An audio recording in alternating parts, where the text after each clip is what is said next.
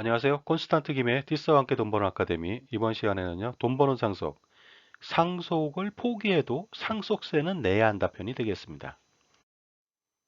상속 채무가 많은 경우 피상속인이 사망했을 때요. 그럴 경우 어떻게 하면 좋을까요? 예를 들어서 피상속인이 돌아가시면서 남겨놓은 재산이 20억 원인데 상속 채무로서 30억 원이어야 됩니다.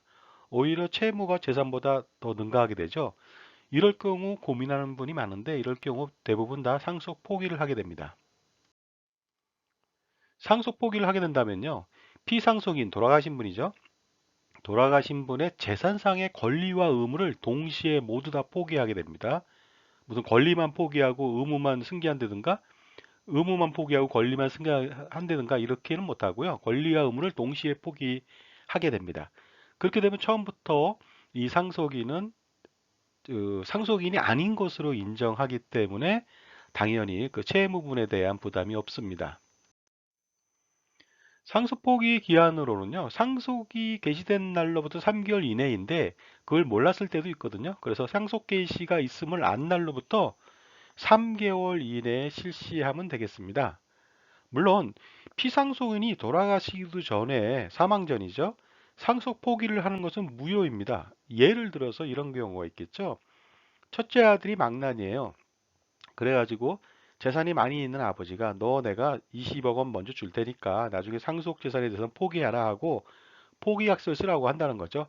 그러면 첫째 아들은 뭐 20억 원 받고 포기약서 쓰고요. 돌아가시면 다시 또 상속 재산을 청구할 수 있습니다. 왜 그러냐면은 피상속인이 사망 전에 했던 상속 포기는 무효이기 때문입니다. 따라서 무조건 상속 포기는 사망한 이후에 3개월 이내에 해야만 유효하다는 것이 되겠습니다. 상속 포기 절차는 간단합니다. 상속 포기 심판 청구서라고 하는 양식을 작성해서요. 가정법원에 접수하면 됩니다.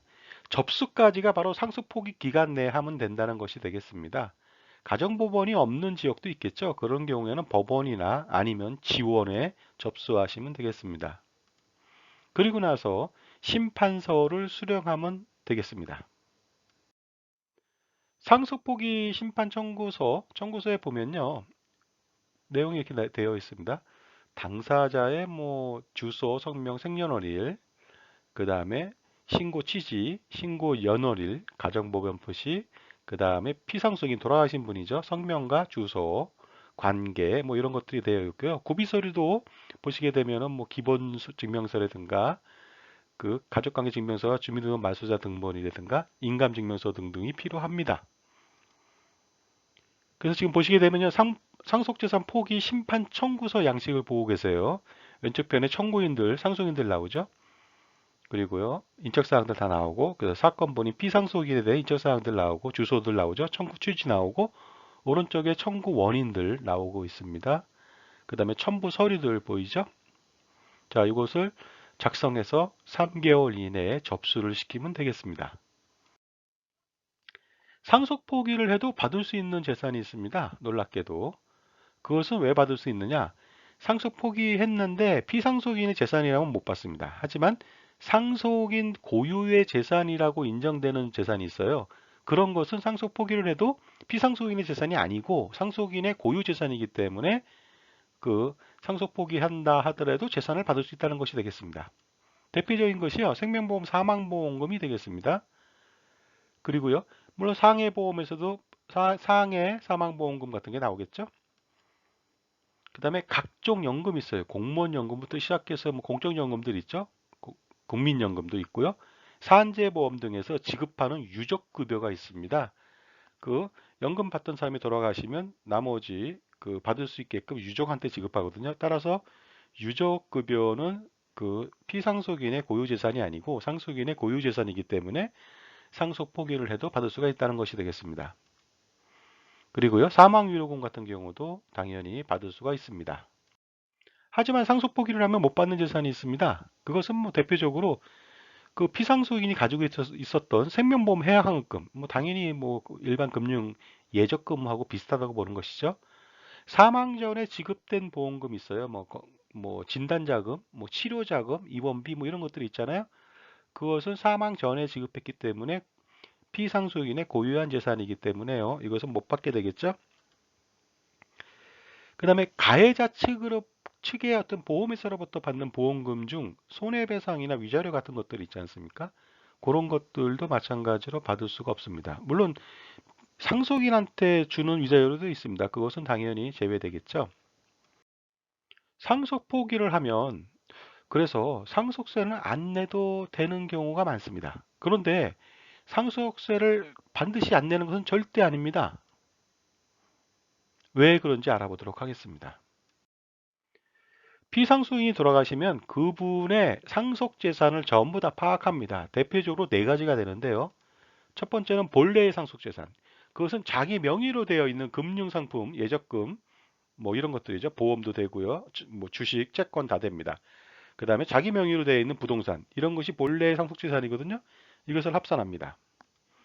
그리고요, 간주상속재산이라고 해서 민법에서는 그 상속재산으로 보지 않지만 세법에서는 상속재산으로 보는 보험금, 신탁, 퇴직금 등은 상속재산으로 보아서 상속세를 부과합니다.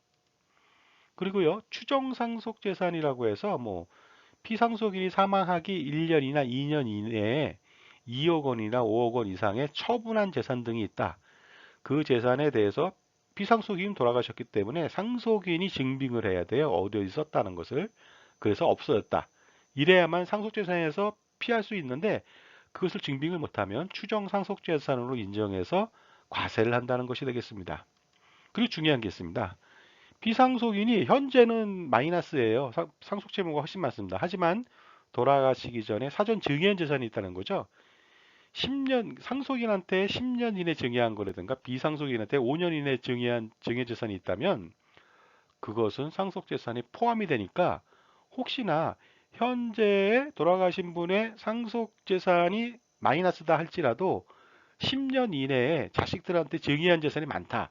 그러면 상속세를 부과한다는 것이 되겠습니다. 예를 들어서 그 10년 이내에 그 증여 재산을 받았다고 가정해 볼까요? 현재 상속 재산은 20억 원이고 아버지가 돌아가시면서 30억 원의 채무가 발생했습니다. 따라서 상속 재산은 마이너스 10억 원이에요. 이럴 경우에 그 상속을 받게 되면 마이너스 10억 원에 대해서 상속인들이 그 빚을 탕감해주고 갚아야 될 의무가 있습니다. 그런데 10년 이내에 자식한테 증여한 재산이 30억 원이라고 가정해 볼까요? 그렇다면 생각이 달라지죠? 어떻게 달라집니까? 30억 원 플러스 마이너스 10억 원. 따라서 20억 원은 상속세 과세의 대상이 되다 보니까 상속세를 납부해야 된다는 것이 되겠습니다. 과세 근거 있을까요? 뭐 당연히 있겠죠. 상속 개시 전 10년 이내에 상속인이 비상속인으로부터 재산을 증여받고 상속 포기를 한 겁니다. 10년이 지나지 않았죠? 그랬을 때 당해 증여받은 재산은 상속세 과세 대상이 된다고 반드시 여기 명시되어 있죠. 따라서 비상속인이 돌아가신 현재 기준 재산이 마이너스라 할지라도 그 상속인들한테 10년 이내에 지급했던 증여했던 재산이 있었다면 그것까지 합산해서 다시 계산하기 때문에 그거를 간과하고 상속 포기만 하고 있었다면은 상속세를 피할 수가 없다는 점을 반드시 명심하시기 바랍니다. 감사합니다.